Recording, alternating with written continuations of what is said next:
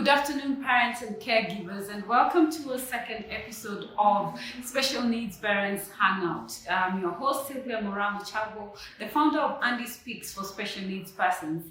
And Andy Speaks is the organization that is behind this, as we try in our mandate to advocate so that we can have our children integrated into society, and at the moment going through the challenges that we have because of COVID-19, we want to still be there and walk this journey with you and ensure that our special children also are continuing with their lives without so much disruption.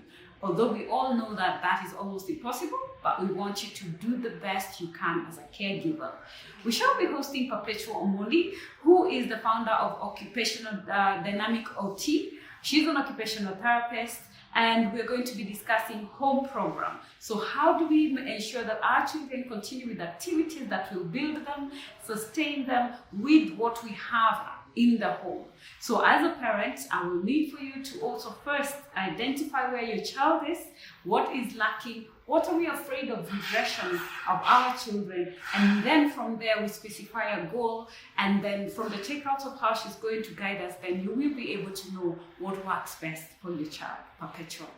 So when you know and are able to communicate clearly what your child can be able to do and what they cannot be able to do, then the therapist or the medical practitioner will be able to know the how they can help you.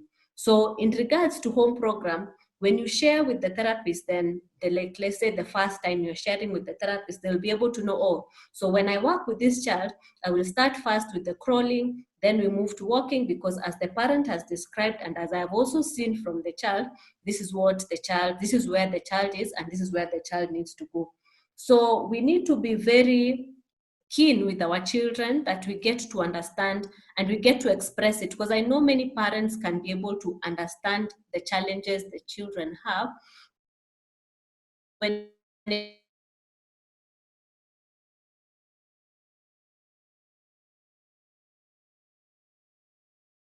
an autistic child bolts out of the room, is busy touching things, is up and down. It actually destabilizes what you really wanted to say. So sometimes I would recommend you take notes of what you notice, what you want to work on. So by the time you are meeting or interacting with the therapist, irrespective of what you need to do at that moment, you are able to express it fully. Then the how can also vary. So it can, the first thing is can be, the how can be first an assessment. So it can be either a physical assessment much earlier before the COVID, or it can be an assessment via telehealth. And the telehealth assessment, they vary. So not all assessments can be done via telehealth, because some need the physical presence of the child and the therapist. So then now one is the assessments, and then two is you can actually get activities from your therapist in whatever form, in whatever aspects, even if it's telehealth or through photos. Then also you can also get activities online. So the how varies, but then we have to understand what is the need. What is the basic need of this child? What do we need to get? What does this child need to get?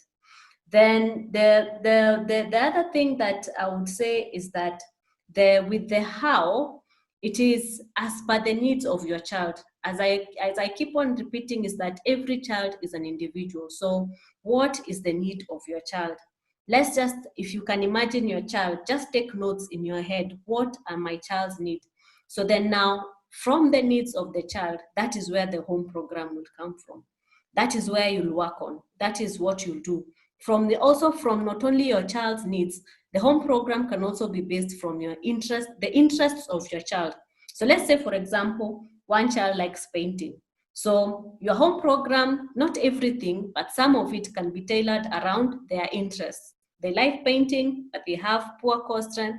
So I'll make them lie on their tummy and paint well on their tummy. Or they can kneel and paint. Or they can paint while on a therapy ball. Or if I don't have a therapy ball, they can paint in this position that will be able to help their core strength. So knowing their interest can be a pull, like the carrot, the donkey and the carrot. So knowing their interest, you can actually use it as a carrot during your home therapy. use it in the therapy, and they will be able to do the activities they are supposed to do. Then the next thing we might need to consider is the guides on how. As I said, every child is different, every parent is different, every home is different, and every support group is different. And by and large, there's nothing wrong. It is all okay. As practitioners, we just have to understand the fact that all our clients are not the same. All the children are not the same. All parents are not the same. All homes are different. So, as I said, it has to be so individualistic. We have to be so considerate and take time to know what are the interests of this child, to understand this child, understand the parent. How is their schedule? Can they be able to do it 2 days a week? Can they be able to do it 1 day a week? Can they be able to do it 3 days a week? Can they be able to do 5 days a week? And then what is available at home and where is their home? You can imagine someone living in a high-rise apartment and the therapist take the child out for swinging. So the therapist maybe is assuming that there's a swing in the compound, or make the child run around the field 10 times, and maybe they don't have room for space. So understanding the home, the particular home, and what is at their disposal and what they have and what they can access is important. Then also get to follow up with the support groups the parent is in. There are some support groups, there are many support groups, and people prefer different support groups for various reasons. But as the parent is in the support groups, find out from the support groups what information are they getting. Can they get activities while they're in the support group? So these are the guides to the how. And still continuing, we need to understand our children's particular needs, as I said. Then also get professionals to educate you about your child. So that's the bit the professionals come in. Educate you about your children. They will tell you when a child has this, most likely they will have these challenges, or when a child has this, these are their strengths. Because I think we also need to focus on our children's strengths. So while they're at home right now, we may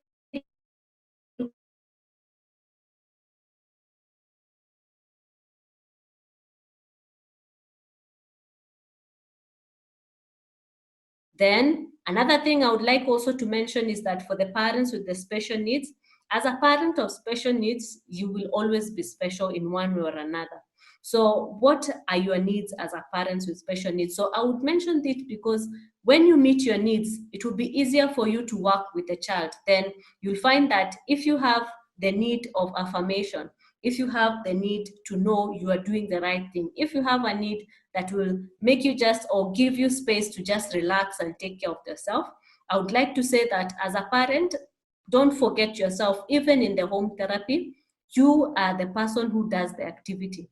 So you have to try to be okay.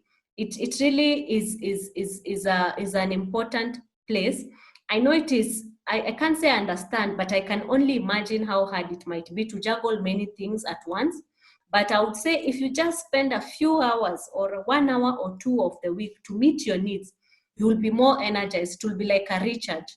So I would like to motivate parents to take time. And I know Sylvia has things planned for you in that dynamic. So now we come to the question of what. What can I use for the home therapy program? So all this is linked. The why, the how, and the what. They are all linked. So what can I use? Now it goes back to every home is different. So it is what is accessible to you that can be used as therapy. So that's why we're saying also at back there, we need to get professional advice. So the therapist can tell you, use this to work on this. As we said, for it to be effective, the therapist also has to communicate the why you are using, maybe for example, the dough for chapati. I tell you to give your child so that they play with. I have to explain why I'm giving you that dough for chapati for that child to play with. So what can I use? It depends on what you have. I would advise parents to take a list of what they have. Even simple thing as toys. It is just like creating your own home checklist. Create a list of what you have. I have this, I have this, I can use this, I can use this, I can use this, I can use this. But then This, now the list, once you finish with your list, remember the why. So when we know if you are working with fine motor, if you have a list with pencils, you have a list with tissue paper, you'll have a list of straws, you'll be able to know, okay, for now I can use these straws to help my child with the fine motor skills. For the parents with cerebral palsy, if you're working with your children, maybe for example, to be able to improve their core strength or to be able to make sure that they are trying to move in whatever dynamic using their hands or trying to walk or crawl. It's just that if you understand why and what is your child's need, then even something like a mtungi at home or a jerrycan can still be effective for you. So I would recommend for you parents to just take a list. Take a list. First, the first thing I would say is make a list of your child's needs according to what you have been explained to by the therapist and according to you as a parent. Because remember, at home, you also have the perspective of seeing and knowing what you want to work for. So one is a list of what your child needs. Two, I would jump the how, I would go to the what. Create a list of what you have. What do I have that I can use at home my name is for Eunice, therapy? EMTC. Okay, so create a list of what why my children, the needs my child has, or children, because I understand there are parents who have more than two. So that makes you create two lists. So create a list of what they need and what skills they have and what skills they have not achieved. Then create a list of what you have. Nice list when you write what you have. And then now you start matching. This list, this thing will be able to work on this particular skill. This one will be able to work on this particular skill. I would go for the idea of you don't have to buy everything. I would say use what you have right now. Use what you have in your home right now. You don't have to go buy anything right now. Use what you have. But create that list. Take the time. So before you even start embarking on the home program, create your lists. Create of the needs of the child and then create the list of what you have. Now start matching. And then you get to see what can my child do with these things I have created a list. So when you start matching, you'll be able to see, oh, I can do this activity, then I can do this one with him like this one or her, I can do this one.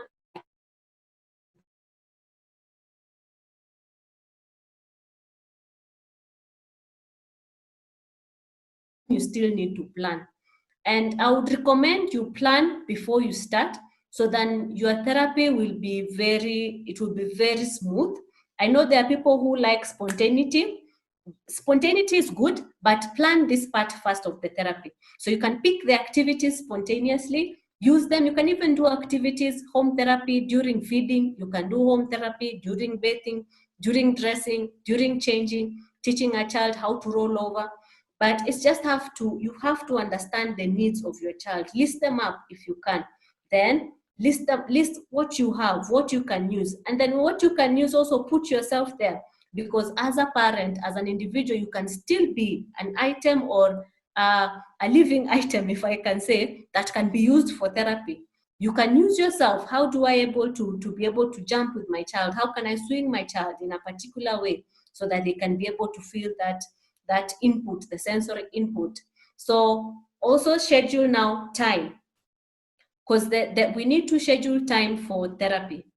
And I would say we start the way you'd go to a gym session.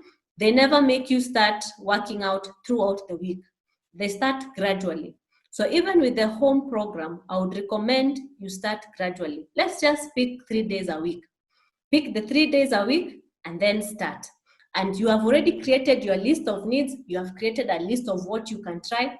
And with home therapy, we have nothing about perfection. You just trial, but I would recommend if you have a professional you can consult, please consult them, because they will be able to guide you. But if you already have been going through sessions with a professional, you have an idea. But if there's anything that requires any manipulation of your child's joints or body, I would still recommend you seek professional help, that they will be able to guide you from whichever dynamic to be able to do the right thing. So you have your whys, you have what your child needs to do, then now you have what you have at home and what you can access, and then now which time are you going to schedule it? because interestingly, we never have extra time. We never have extra time, and I think we shall never have extra time as parents. So we have to put it in a schedule.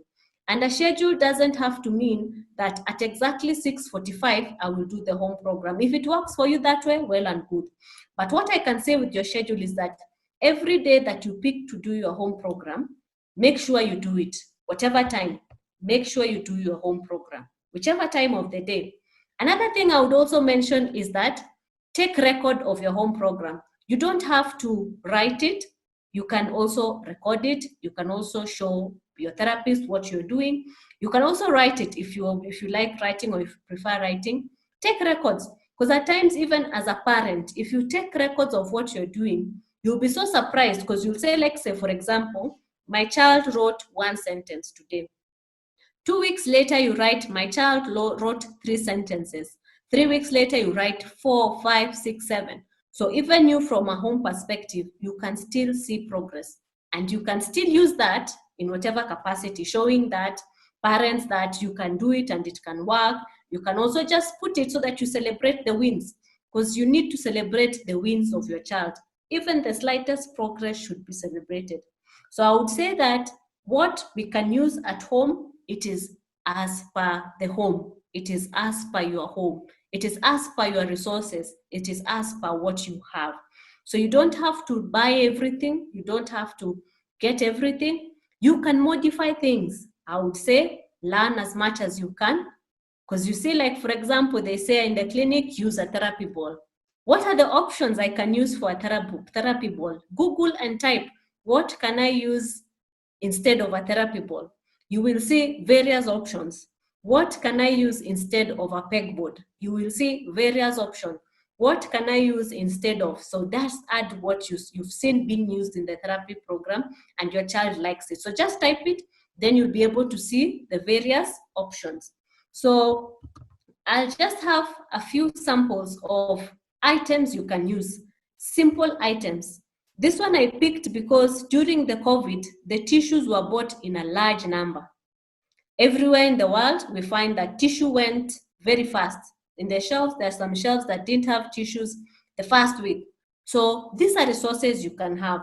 The first picture shows just a tissue roll that has like paper punched. It's punched one hole in each, and then the child puts straws. So this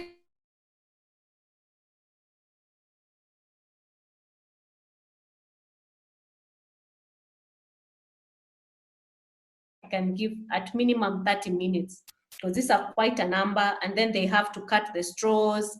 And these are some of the things we can have at home. If you don't have the one hole punch, the child can even still poke it with a biro. So just give them a biro if they are not the children who can be able to poke themselves. Give them a biro and they just poke. So this one also works on eye-hand coordination. It works on so many skills, just that one activity. The next one goes to matching and sorting. You can see we have different colors. And here you can see you can actually make the child color this one with a crayon. So you can imagine if they color that one with a crayon, they color, and then you don't have to have exactly this, but even how to make this, you can still make them. With cotton wool, you roll them up, or even they don't have to be colored. You can even have different things. You can even have green small beads. So the beads we find in the shops for the hair for the little babies, if your child doesn't ingest them or can be able to swallow them, they can even try it, or you can even supervise this activity. And then you see this one has been also done with makeshift tongs. So the child is given to hold and throw in. So the activities can be so varied. It depends also with your time as the parent. Do you have 20 minutes? Do you have 30 minutes? Do you have a whole hour? So it depends on your time. So the activity is also based on the time you have as a parent. The next one we see is still something with tissue rolls. I picked tissue because it's found in most homes. So you see, like the first one, they had to do a bit of coloring. Then they now did the cutting with the scissors. So now this one works on hand skills, hand strength, fine motor precision. Then the drawing, that's still with the fine motor. So this you can do with so many things. You can teach emotions, you can teach social skills with this ones.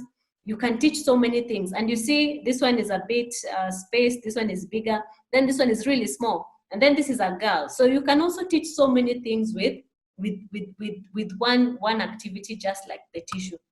Another item is just use of their normal toys. If they have toys, they can still, like this ones, they are doing activities, both hands, they are watching, they have eye-hand coordination, and still the core strength, since they're doing it on their tummy.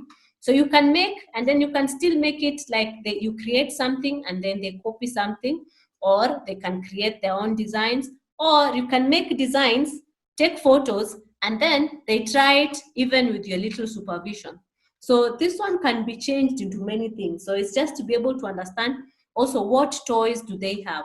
Because many children have toys, so we can still use the toys they have in a fun, creative way. Another one that can be done is this one for the matching letters. Uh, you can make this one big, and this is just carton. So if you don't have these sticks, you can create with paper. So you can make these ones with paper. You don't have to have these ones. You can make it with paper, label each paper, and you can even make it interesting. You can use money, like the 5 shillings. You can cut this to be like the 1 shilling or the 5 shillings, and then you can stick letters on top of the 5 shillings, so they will put in money, like slotting in money and its letters. So it is just the time and the pre-planning. What I can say is that home program, it is just the planning, pre-planning you have made that will make it very effective.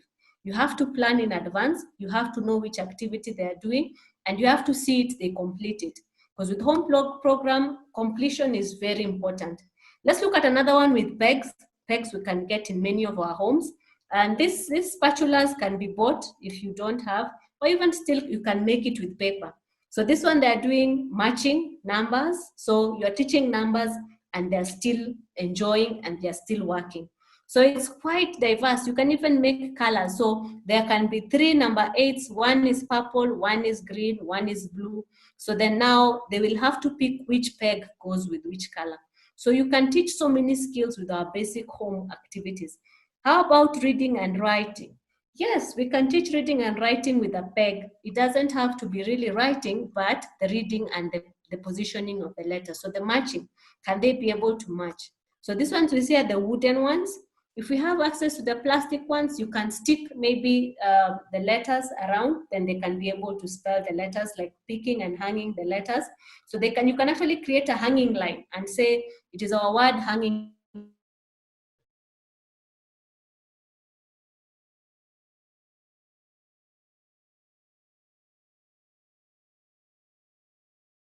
Be creative and tap into the child within you. At times when we just relax and actually enjoy the playing and tap into the child within us, it doesn't feel so much as something taxing, but it just feels something fun. So tap into the child within you and do the home program with your child. Another thing that you can also create at home is a visual schedule.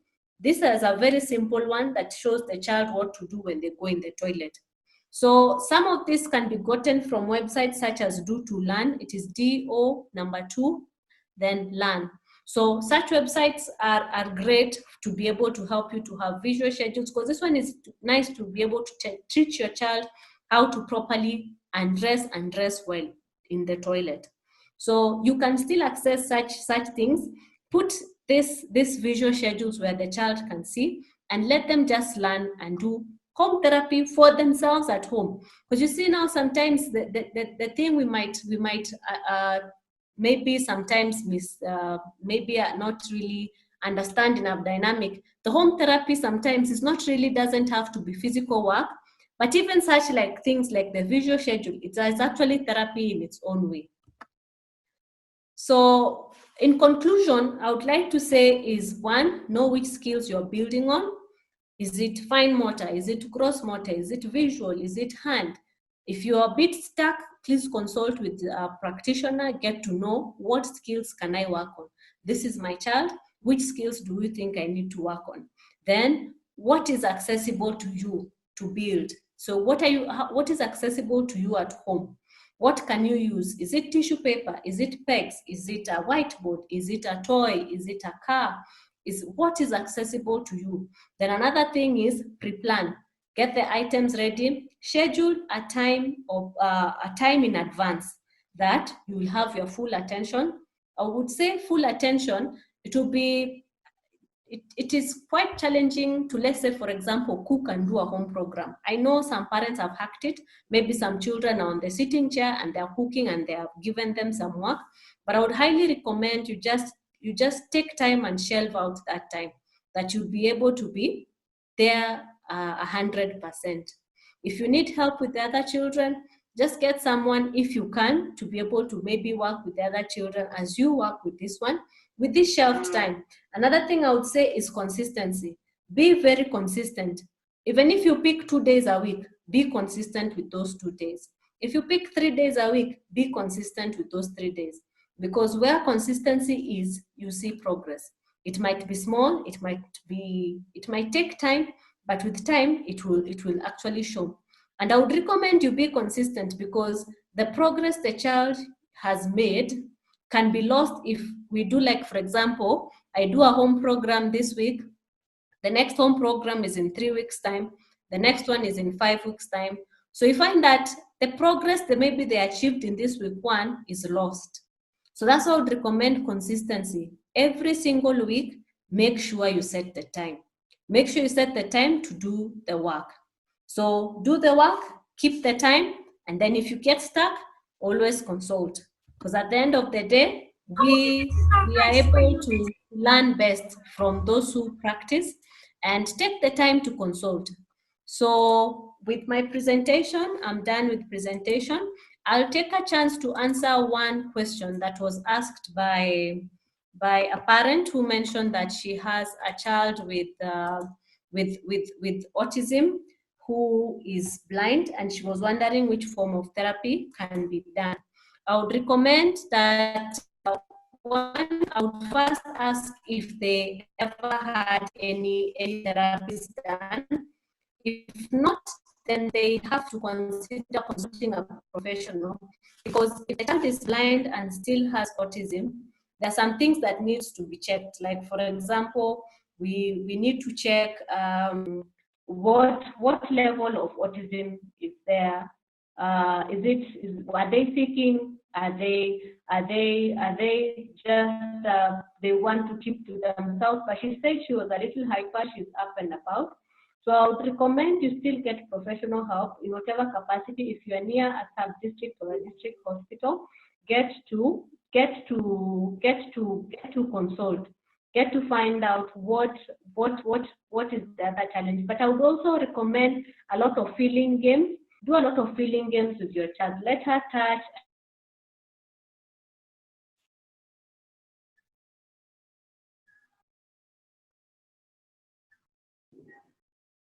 What sound is this? If she can give you feedback, if she's verbal, do a lot of listening, do a lot of touching, because she will learn braille. So let her feel and touch different textures. Let her experiment with the different textures. And then also create a path for her at home. Is she able to touch and feel as she's walking?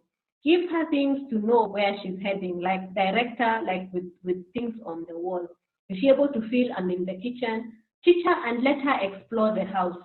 And then also what I would like to say is also that talk to her quite a lot and play with her. Because I think the other thing we might also miss is the play.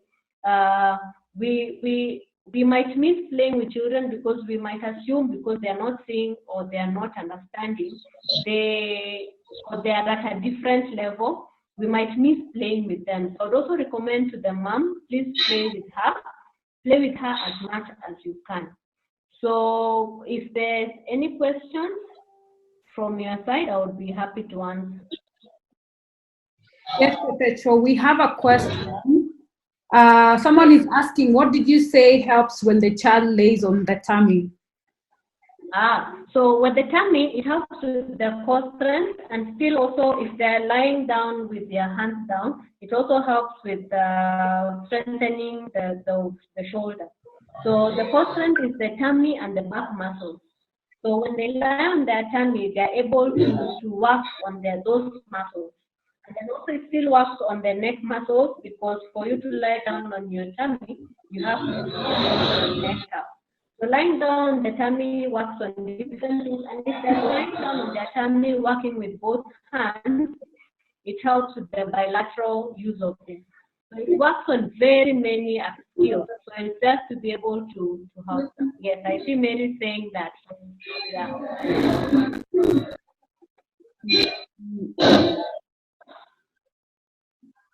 Yes. All right. Then there is someone who raised their hand. It says it's saying Galaxy. So I don't know who Galaxy. I don't know who the person is, but I'll unmute you so that you can at least ask. So go ahead. The person who's called Galaxy, ask your question. You had raised your hand. If you'd like to say something, just raise your hand. I can see you, and I'll allow you.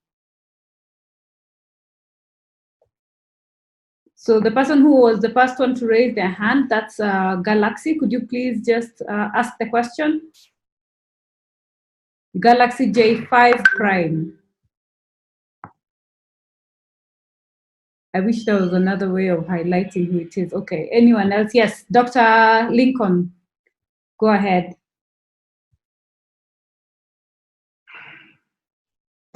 Hello? Hello? Yes? Sylvia, can you hear me now? Yes, I can hear you. Okay, thank you so much for that very wonderful presentation, even the thought of bringing out some of these issues. And I want to also thank Perpetua for that very, very informative presentation, and press one or two things that he has said. Number one, just to say that the parent is the best doctor for the child. And what he has brought out as very important issues, number one is using what is available for us at home. There's a program called Nurturing Care, and when you're training Nurturing Care, we tell parents you don't even have to buy toys. In fact, the best toys is what you make. Now, the other thing is that the parents must realize that therapy is medicine for their children, so that as Perpetua is saying, consistency is very, very important. Scheduling time, so that at the end of it, we are looking at the way you say mtoto dawa asubuhi saa saba jioni. Then it also means that this child with special needs requires that therapy at specific times. So scheduling is very, very important, because it also makes sure ensure that there is continuity of that service. So really, I think if we get along all those tips and try to see how we can work with our children, especially at this time of COVID-19, I want to believe that we can see progress. In fact, if we can even make it beyond COVID-19, so that even as we attend therapy in the other areas that we attend, in the clinics, and as we go to visit our therapist, if we ensure that there is continuity at home, then there is that likelihood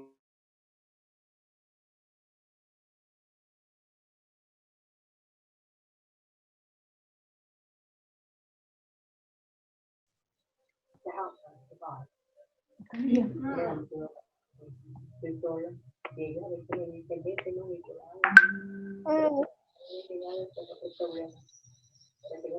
All right.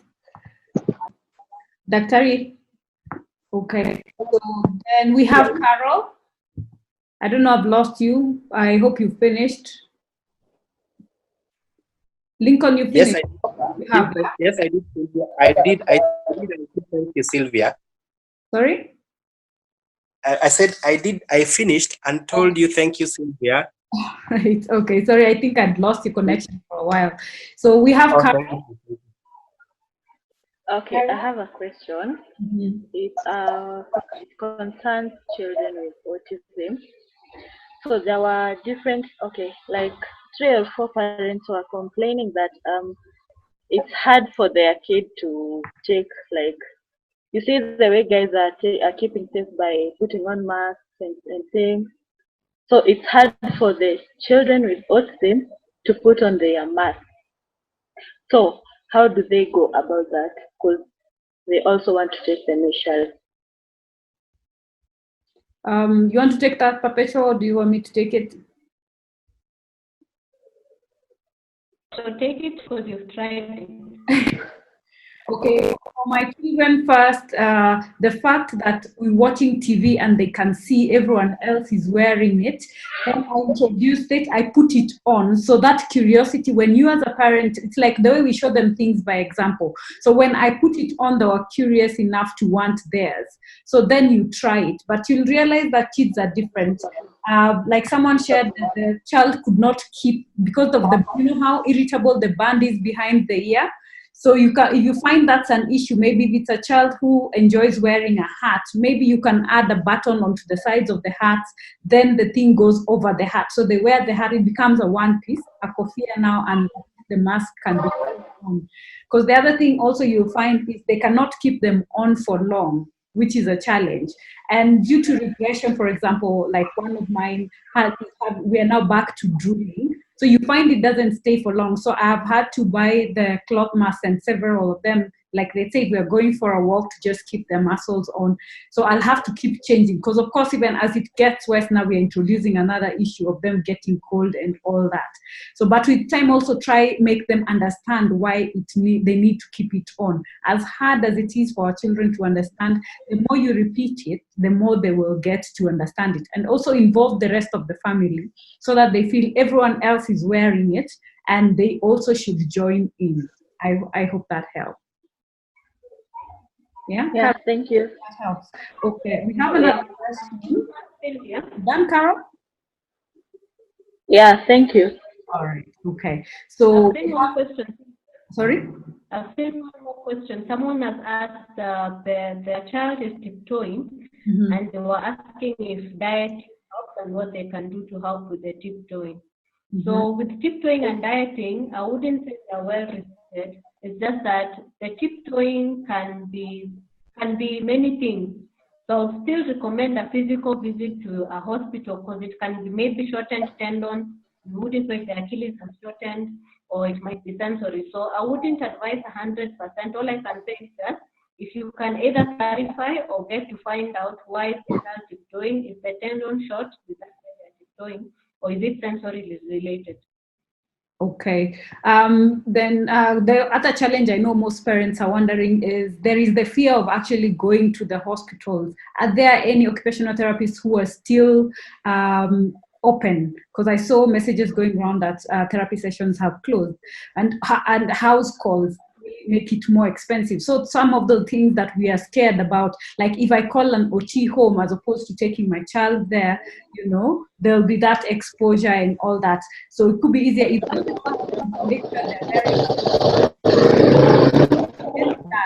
maybe it could be easier. But that I believe now takes to you talking to the occupational therapist. Then, Perpetua, we have another one about concentration. Parents say that it is hard for the child to pay attention and to last when they're doing reading and writing. How do you keep them? Sorry, Sylvia, please repeat. There is a parent asking for tips for a child who finds it hard to focus when reading or writing. Okay, so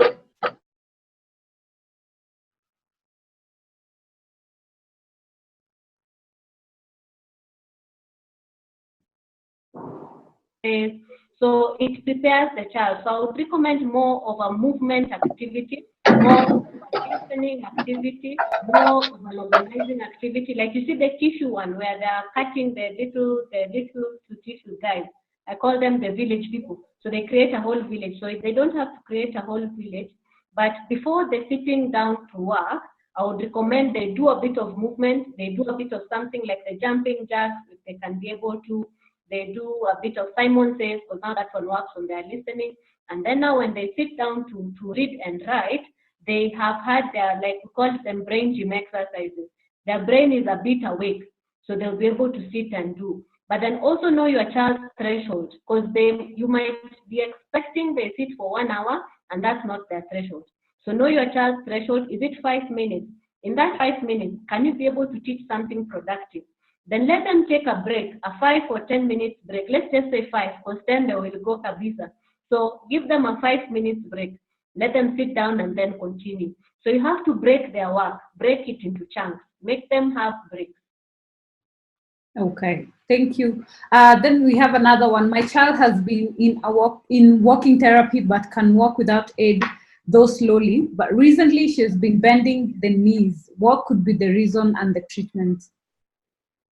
So for bending the knees, I would recommend you first find out if there is pain. If she has to straighten the knees, then the break of the therapy, I would like to know if you continued with the home program. Because if she was walking and then there was a bit of a break in between, there might be a slight regress.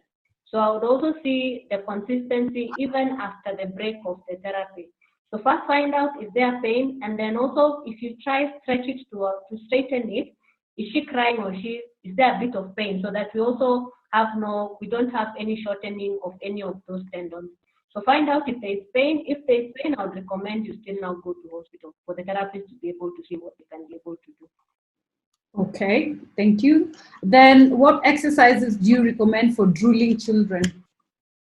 Or drooling, I would go for blowing exercises, and blowing exercises are quite different. So you can try, and they don't have to take forever. You just now try 5 or 10 minutes a day, where you can roll, you can combine. They can actually roll the aluminum foil into small balls, and then they blow. And then you can also do a lot of the cotton balls, and then they blow. You can also create like just paper, cut small pieces of paper, which they can even cut for themselves, a fine motor activity. They place them down and then they blow. I'd also recommend they take fluids with straws. If you have straws, you be able to help them to be able to take straws, help them to be able to take thick fluids. Yeah, so help them to be able to take thick fluids through the straws. That will be able to help them control their muscle strength. Then I think that would be it. Then any vibrating toothbrush or anything on the mouth will be able to help them. So if you have any vibrating toy, any toothbrush, then also I would recommend chewing. If your child can chew gum, it will be good. If your child can chew gum, just let them chew the gum. It is a nice one, because when you chew gum, you swallow saliva. You never chew and the saliva teremukas. So it is natural when you chew, it actually keeps the mouth shut. So I would recommend chewing. Then if you are getting chewy for them, let them just be able to chew for some time. And then also a bit of, if they don't have anything with homa and chest, they can also do sucking of lollipop, or they can suck the ice lollies. Remember those ice lollies that they had different colors? Anything that will give them that sucking, so they will get to be able to close their mouth. But then another person and another area that can be able to dive into this much more deeply is speech therapists.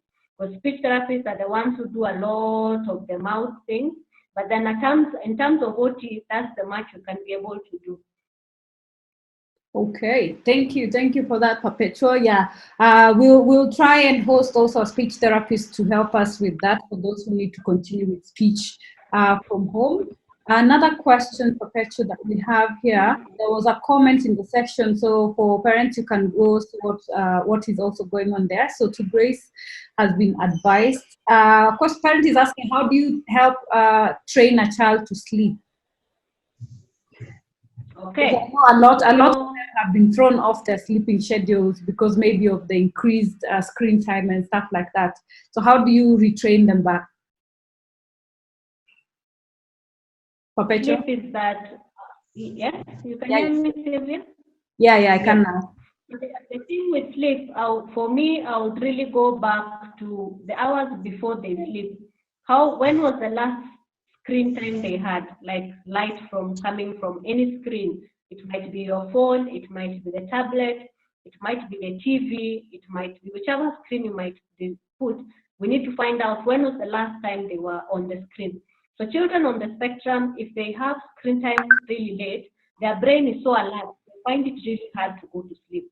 So I would recommend, if your child is on the spectrum by any chance, make sure, but even all children, make sure their screen time ends at around 4, 5, so they have several hours before they go to sleep. Another thing they might have a problem is is there a quieting down of their environment? Is it going cool and quiet, or is it still hyper? So by the time they're going to sleep, they're still hyper. So I recommend you tone down the activities at home, if possible, to go really cool and quiet.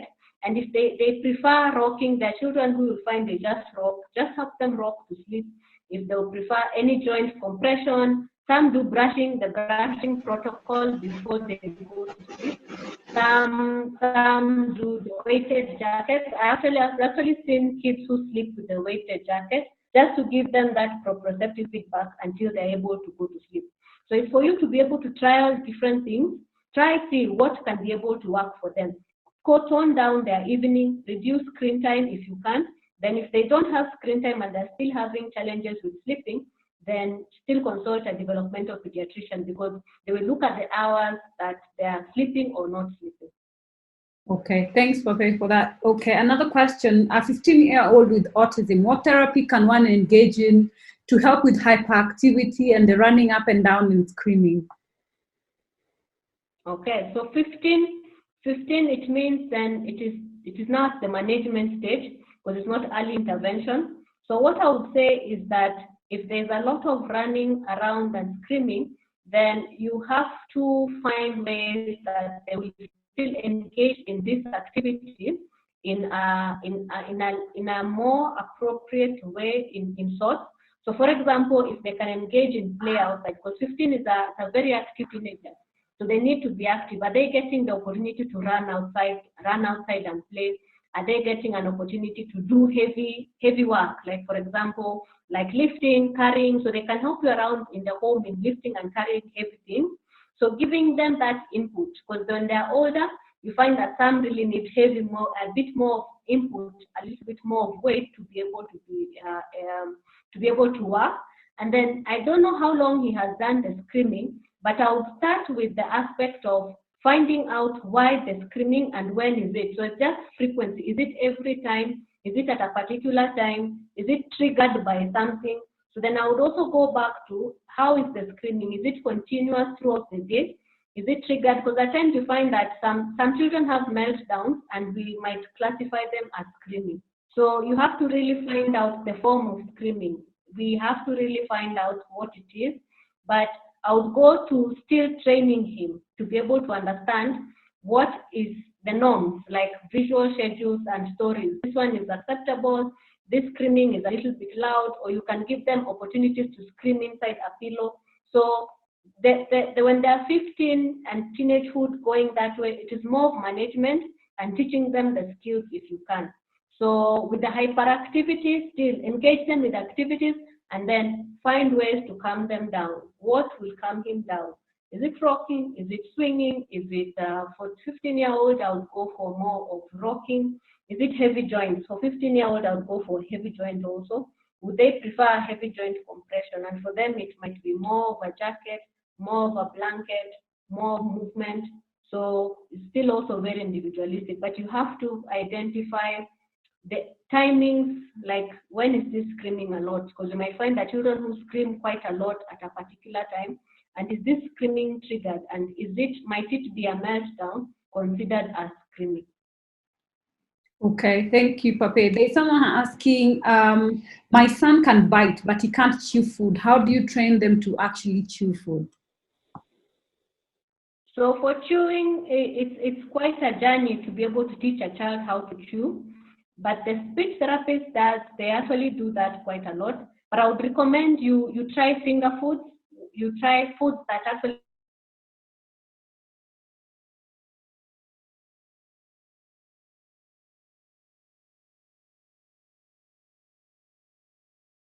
if you give them things that will require them to bite, it will promote that chewing. But then still the oral stimulation is very important to be able to stimulate them, but also find out what foods can they eat, like with their fingers. Finger foods are quite good to stimulate the chewing.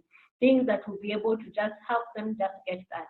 Then they also would say then the next step of follow up with the speech therapist, because they are really also working on that. They really work well on also on that one. Okay. There is a question from Gladys. Gladys?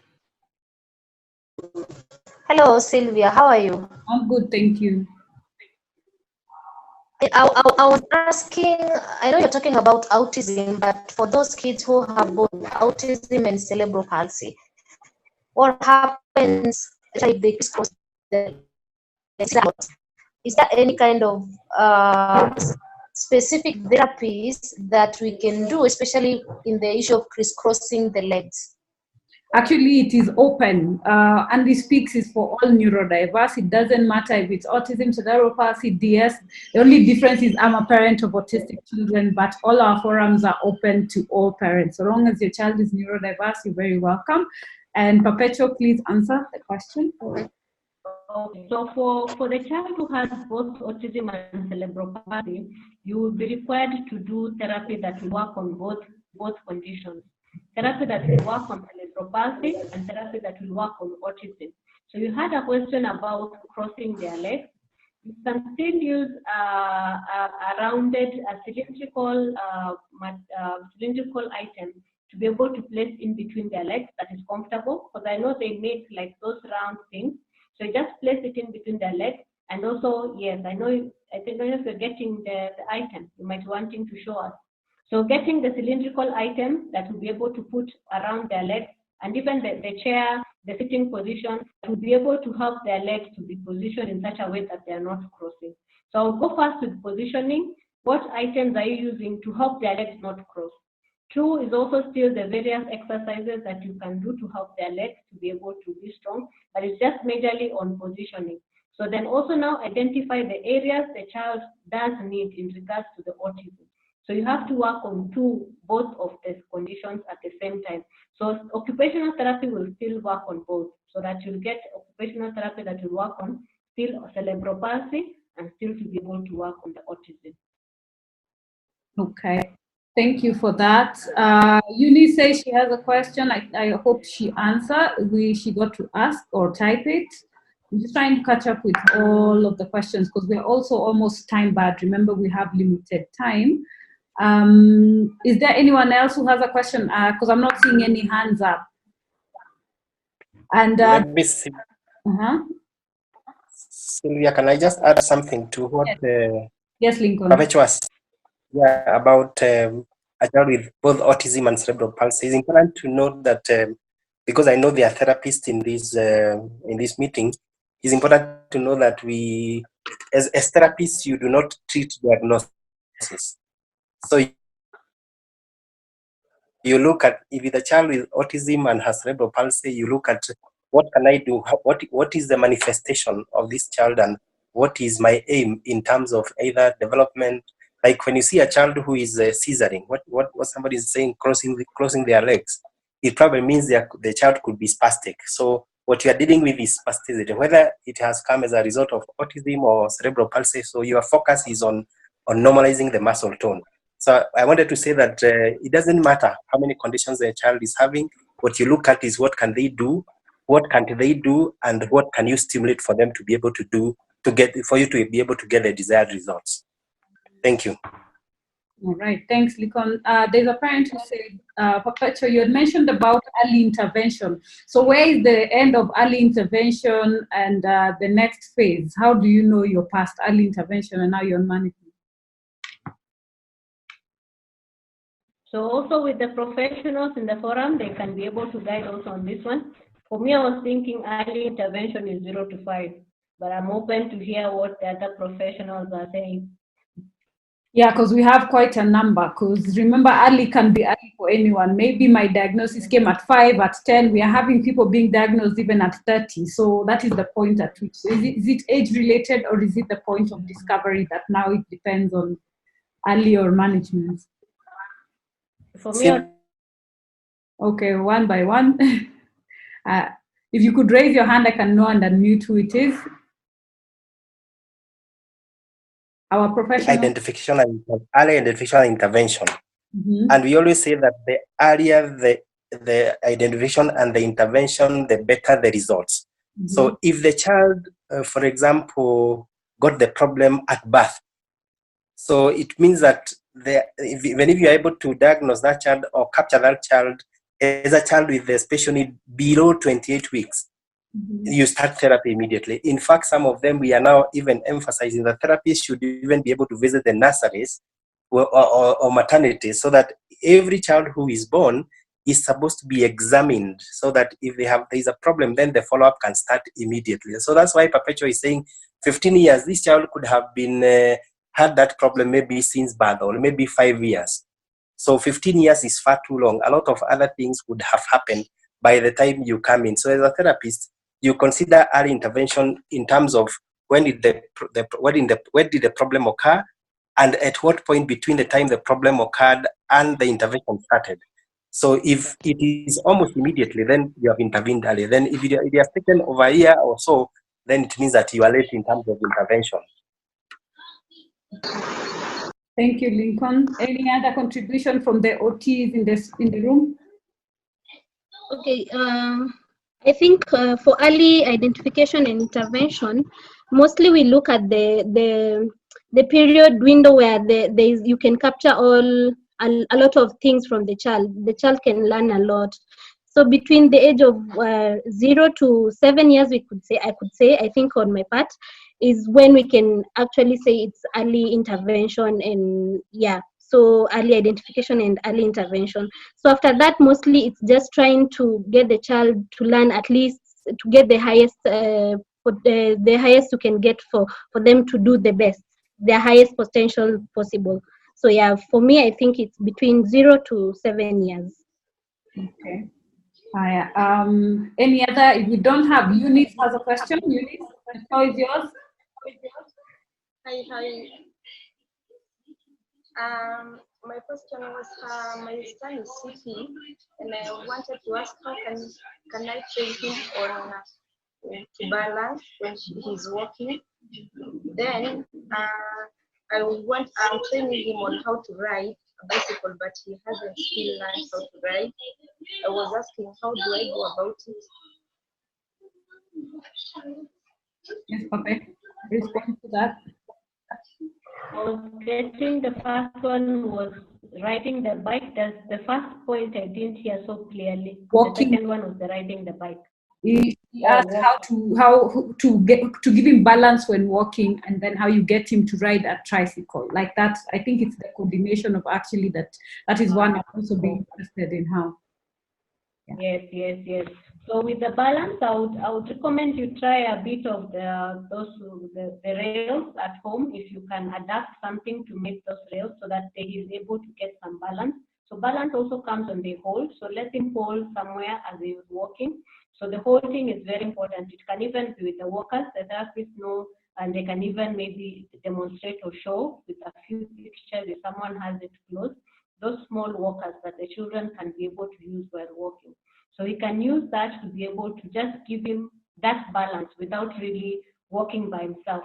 So I'd go also, if he's trying to do it by himself, let him get the balance through the wall, the furniture, and things like that. Just guide his hand so that he'll be able to know. He can try getting the balance from all these other areas.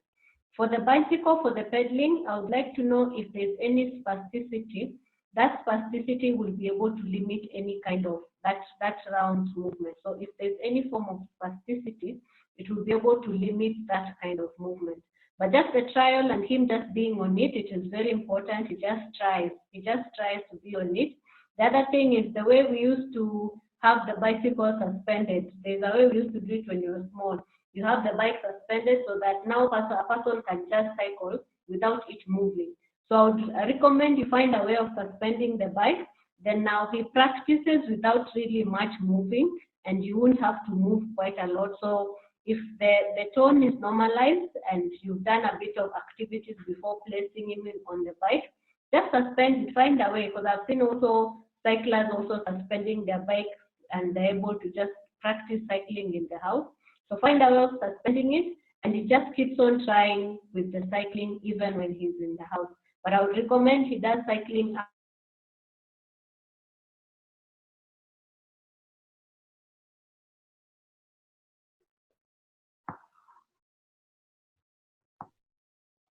Okay, I'm sure that also answers. I think. Sylvia, can I add something? Yes. Yeah, for balancing also, there are issues of what we call sensory integration, where you want to involve the child in activities like swinging and spinning, as long as they do not have other complications like fits. Then number two, the parent can have simple papers that are cut into the size of a foot, which are arranged like the way you walk. You want the child to step on those papers slowly by slowly. That improves the child on balancing. So you just need to be innovative. It's some paper, you can pick some paper, you can colored papers, you can pick some leaves and arrange them the way the steps move, and then you ask the child to step one by one as they walk. That improves them on the balance. And then of course I said involving them with a lot of activities that we say that they are disturbing the vestibular system, which is concerned with the balance, which means swinging, spinning. Those are very important things. You don't have to have a spin, you don't have to have a swing. You can use the lasso at home. A mother can use the lasso at home. Two people can hold the child and try just to swing them. That improves a lot on the balance. Thank you. Thank you. Thank you for that. That's why we say we need to learn from the hacks that have been tried and tested, what we can work with at home without necessarily having to visit the doctors. So someone else has said that with Down syndrome, that we find that children learn through observation. So you need to pair them, let them see what the others are doing, because there was a question still on tricycle riding. I think that that also helps with that. Then there is someone who's saying, unfortunately, the hospitals or nurses and doctors don't come out clear on what the child's life will be. So it's a challenge. I think, Patricia, that also is a challenge, because you cannot quite point out like your child will be able to achieve a certain milestone within a certain time. You can have an hypothesis time frame, but it also depends, like Perpetua said earlier, the consistency, how dedicated you are to it, and also if the child is ready. And there are very many factors that can determine. I think the doctors can only give you a general guide, but they can't guarantee, right, Perpetua? Can you guarantee that my child will be able to speak or walk or do something? So it's pretty difficult. Because they can only hope and also guide and work towards it, but then achieving it is a different ballgame altogether. So someone else says, our 3-year boy can't say any word. How do we train his speech? I think we will have to bring a speech OT. That's the same as speech. All kids are different. Yes, you can start therapy, but until the brain is ready for being receptive towards speech, I think it will take a while. Then there are different issues as to why kids don't talk, right? It could be just the communication. You'd find, like for Andrew, we discovered it was a matter of the muscles around the mouth. So then if you have a speech session, the speech therapist would be better placed to advise. So, but I always say there are parents who panic, like when you say, like I'm saying 3 years, my son started talking at 5, some start talking at 10. So don't beat yourself up too much. Give it time. They will get there, but don't give up. That's what I always say. Don't give up. Or what would you add, Lincoln or Perpetual? What would you add onto that? Yeah, I would say it's per child based. There are children who start talking at 9. So I would say you still have to get professional help, get a speech therapist who actually works on speech so that they'll be able to improve. Yeah, and for speech, sometimes you find they want to say something, but because she's asking, how do you train? There is this one of you stand in front of the mirror, you say a word. Then they can watch how you're moving your mouth and they'll try and ape that, because when they look at you, it's more difficult. When they look at themselves, they're able to relate with, this is how they're doing it, and this. So it's not a one-off thing. You say it, then they see in the mirror, then they say it, then they can see themselves, and you repeat. But consistency, again, is one of the things that has to be there. Yeah. And if I may add, Perpetua, Sylvia, if I may add again, you also need the parent to continuously also keep this child engaged with other children, because I've discovered when I talk to a lot of parents of children with disabilities, sometimes we also become overprotective, so that we don't allow them to mix with the other children.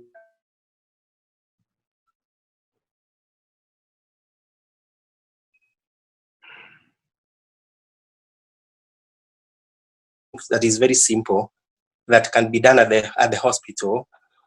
And you realize that, in fact, I've seen a number of parents coming so late and saying, my child cannot say a word.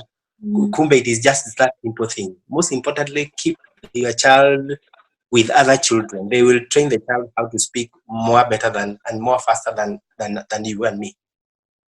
Yeah, that one I can speak from experience. Over the December period, I had my nanny bring her kids home. And my son right now has picked up Swahili because he was so addicted to more of English. Now they get challenged. And even now, Andrew now, because he sees Bradley is talking, he'll challenge himself like, which word is that? And try and also ape that. So the more social settings you put for them, then the easier. And also you talk to them and ask them over and over again. I've seen there's a parent who's asking about discipline where if you tell it that when they tell, I'm trying to find it. I'm trying to beat time because we have limited time and we need to be winding up. We'll bring a speech therapist so that we'll be able to ask all about talking. But then how would you recommend you handle a child who, when you tell them to stop something, they get violent? How do you control that reaction of violence when it comes to discipline? Okay, so I'll go for the children who have still challenges with crying when they don't want something, or with crying or grabbing or getting violent. One is to be able first to try and train before the incident occurs.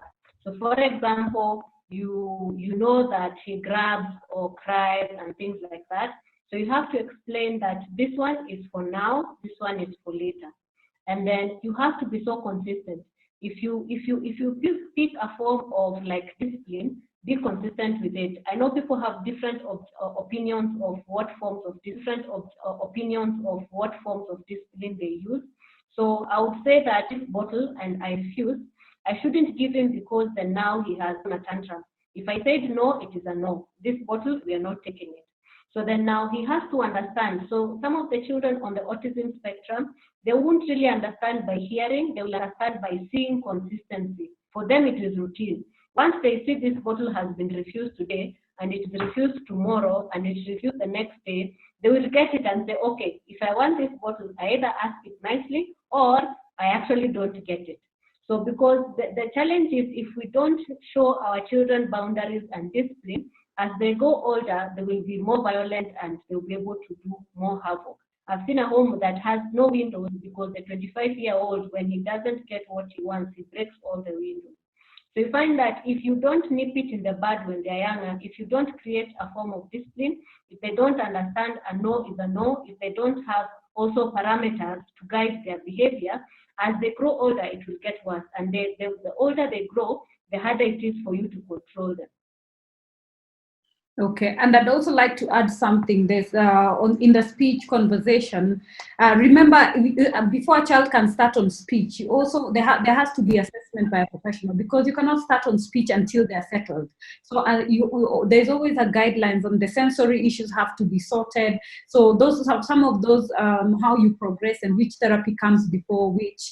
I think would be left for the professionals to guide. For now, you can try using things like flashcards, talking to them. Like when you're in the house, then you say, I'm giving this is a plate, then you relate with it. The more times they hear, they see, because they're very visual, they will get to understand.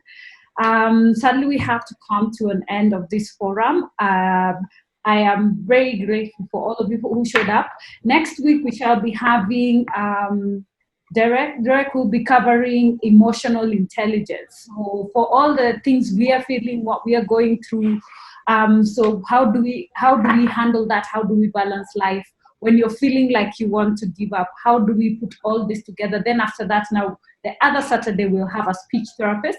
So I'm hoping that we'll all be able to come back. So save the date, same time, same place. We will upload this on the Andy Speaks website and also the Info Hub. For those who don't know, we have a platform called Same Place. We will upload this on the Andy Speaks website and also the Info Hub. For those who don't know, we have a platform called Special Needs Info Hub, where we try to elaborate and put resources up so that parents can access. We are working on gathering all the therapists, all the caregiver services that you need to support you online, but we all try to do that after they're verified, the same as for schools and all that. So, and also if you're not following us on our Facebook page, do the same, and on IG and all that. We're working towards supporting you the best way we can during these tough times. And we hope that at least we'll be able to get somewhere. So thank you for hanging out with us this afternoon. Thank you, Perpetua, for such an awesome presentation. I'm sure you can tell that it was about time and parents needed it more. And maybe we might try and have one now specifically, because I see when it comes to parents with cerebral palsy children, it's more of the muscular. I think today we've done more of the learning and the how. So we can try and see, as hard as it is, how we can be able to guide the parents who have cerebral palsy children who need to continue with the physical therapies. Maybe we can have a part 2. What do you think? Try and have that, and we'll see. And do have a lovely one. Enjoy your weekend, and take care of those babies. Remember, they depend on you, so don't forget yourself. In everything you do, remember, you have to be okay for them to be okay. And thank you for being great participants for today's session. Right. Have a lovely, lovely weekend, and bye. Bye, Sylvia. Bye. Bye.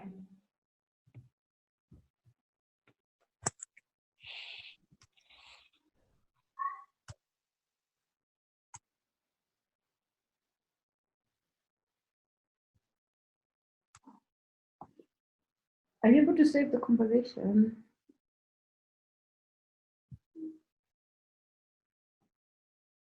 Good.